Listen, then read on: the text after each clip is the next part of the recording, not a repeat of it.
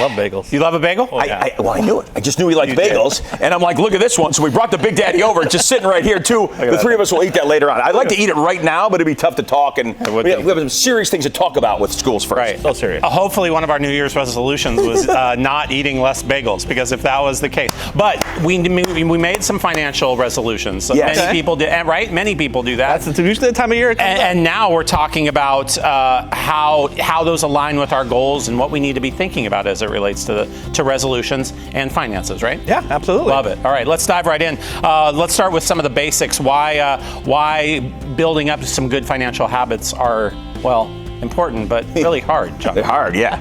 Well, so financial health really comes from those small decisions that we're making every day.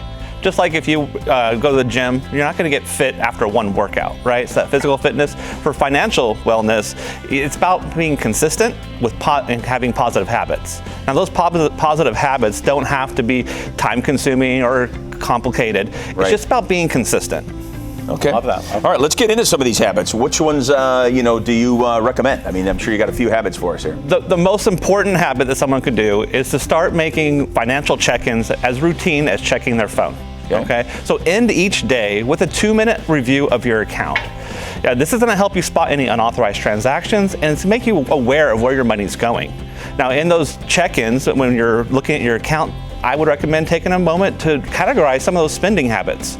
You might learn that you have some payments that are maybe for a subscription or a bill that you're not really using anymore, right?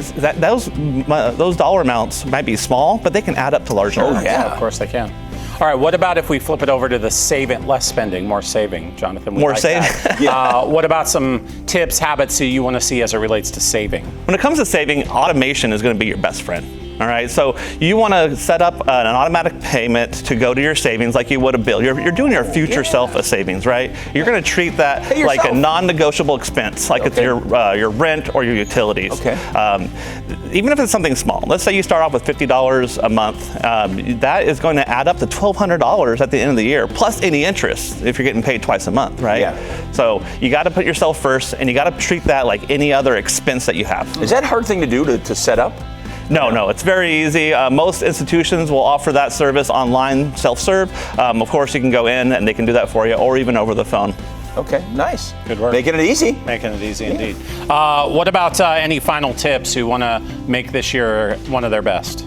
Well, habits take time, so be patient with yourself. I would say pick one or two and get really good and comfortable with that, and then build from there.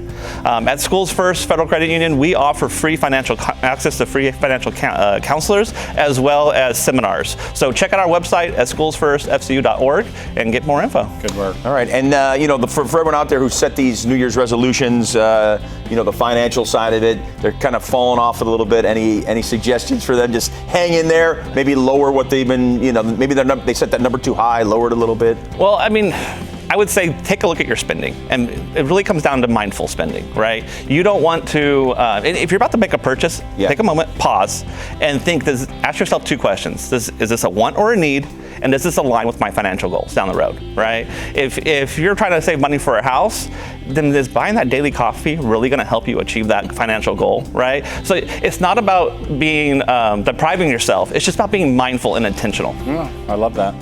What should be my monthly bagel budget? That's what I'm really. You're going to spend a lot of money on schmear for that bagel. I'm going through the amount of my bagel. That's budget. what it is right there. Again, look at this. One bagel. Incredible work, Jonathan. Take that back to the branch. We need to give that to Jonathan, I think, which is good. Everyone at the Madison Branch, which is where Jonathan comes, would love to dive into that bagel. I think everybody at the Madison Branch wouldn't even be able to finish that. That's your problem. We need some schmear. We're going to get that on, and then we're all good to go.